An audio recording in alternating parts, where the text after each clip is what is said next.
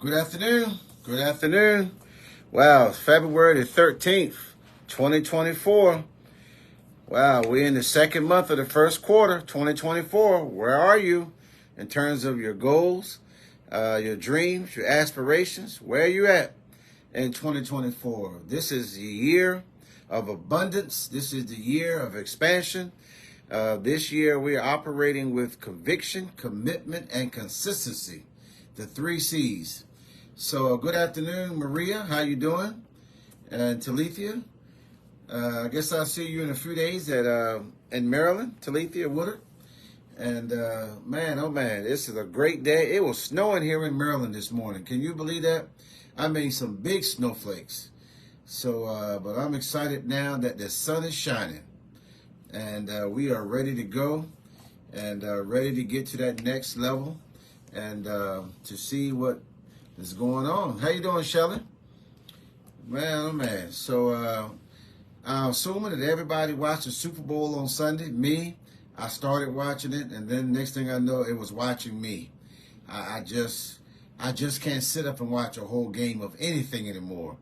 Well, I guess I'm getting old now. You know what I'm saying?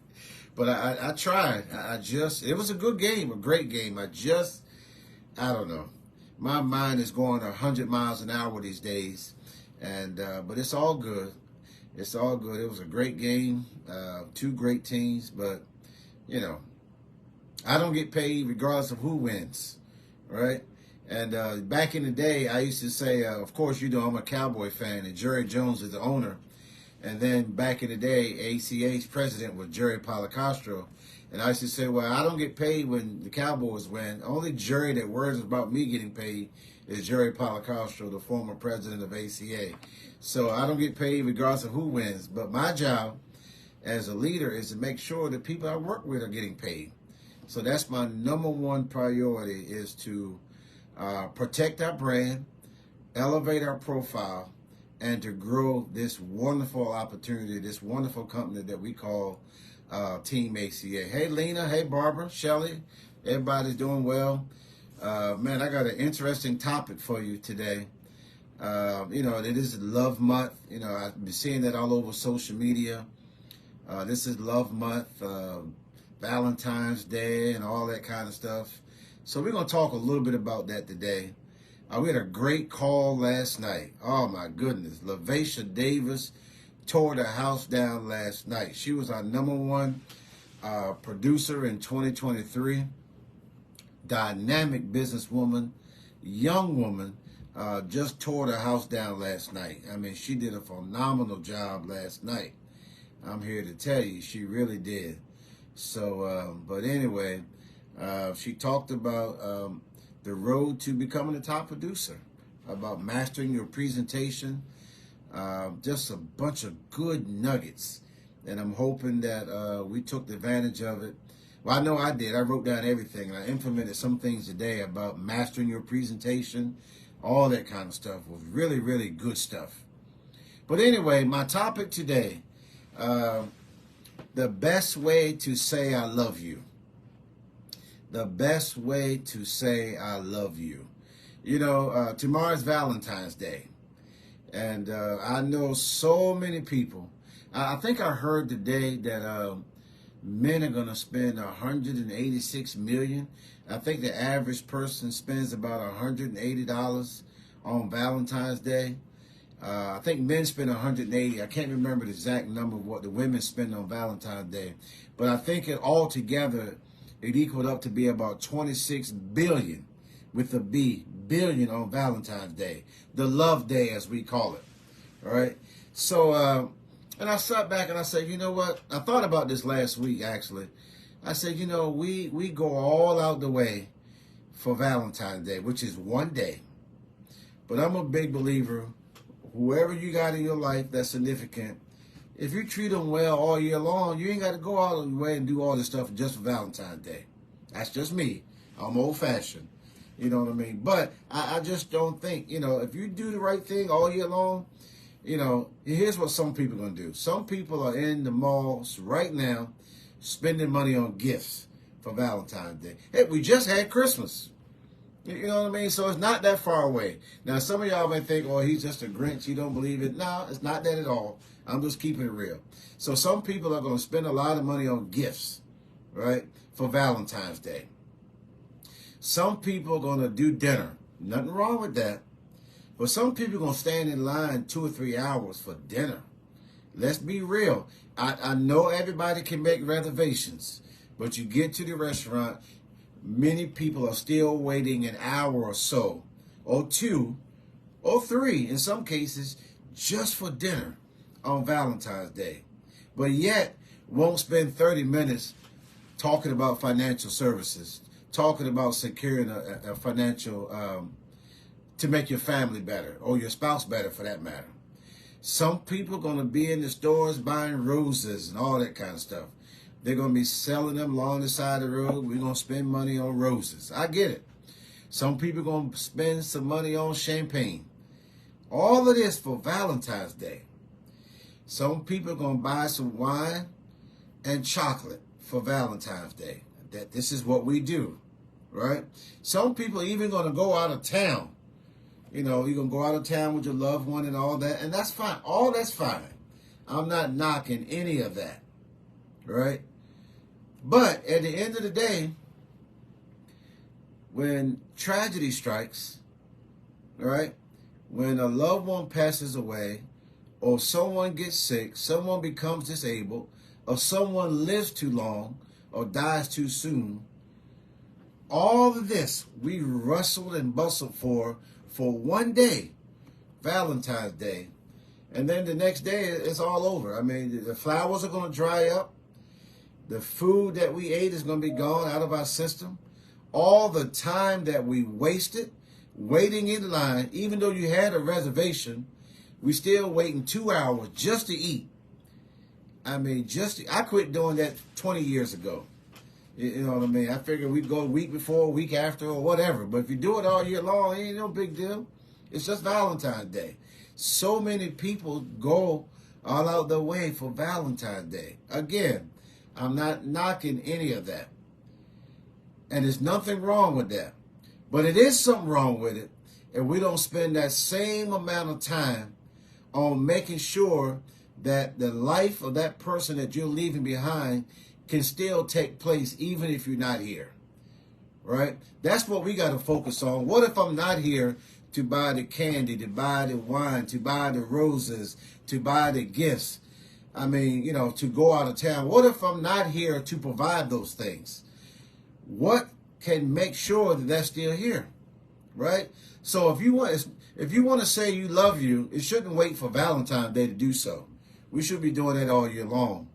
So the best way, in my unbiased opinion, the best way to say I love you is to leave them something.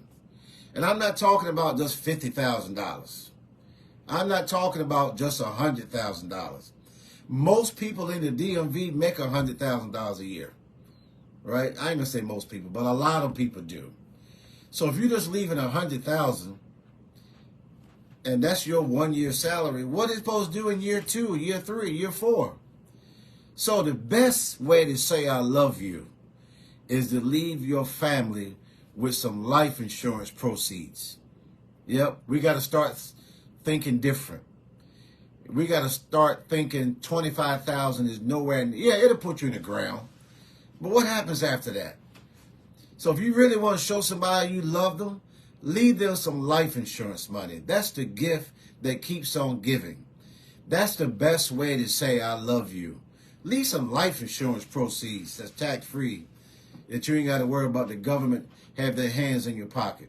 I just heard it this week. Oh, you know, my husband's going to be fine.